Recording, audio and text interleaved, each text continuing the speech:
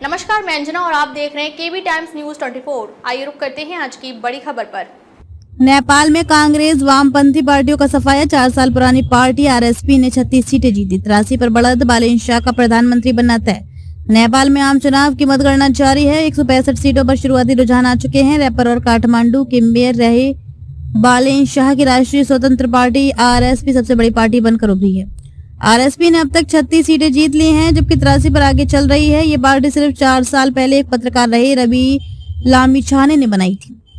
KP ओली खुद भी झापाबाद seat पर बालेन शाह से 31,000 वोटों से पीछे चल रहे हैं। उन्हें सिर्फ 11,427 वोट मिले हैं, जबकि बालेन शाह को 42,543 वोट मिल चुके हैं। ओली ने झापाबाद सीट से 2017 और 2022 का चुनाव जीता था। नेपाल में 110 सीटें पार्टियों को मिले कुल वोट प्रतिशत के आधार पर मिलती हैं।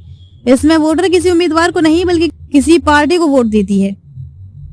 पूरे देश में पार्टी को जितने प्रतिशत वोट मिलते हैं, उसी हिसाब से उन्हें संसद में सीटें मिलती हैं।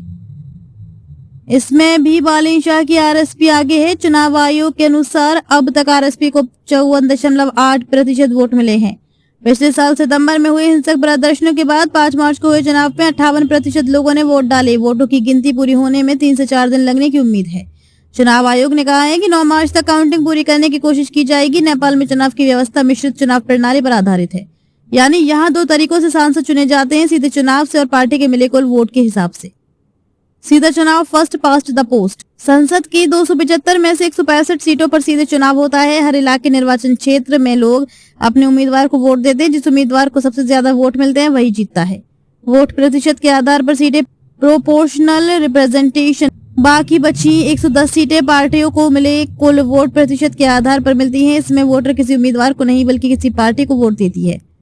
पूरे देश में पार्टी को जितने प्रतिशत वोट मिलते हैं, उसी हिसाब से उन्हें संसद में सीटें मिलती हैं। इस सिस्टम का मकसद ये है कि छोटे दलों और अलग अलग सामाजिक समूहों को भी संसद में जगह मिल सके और कोई एक पार्टी पूरी तरह हावी ना हो। अब तक के लिए बस इतना ही। फिर मिलते हैं एक ऐसे ही बड़ी खबर के साथ। तब तक के लिए नमस्कार और देखते रहिए केबी टाइम्स न्यूज 24।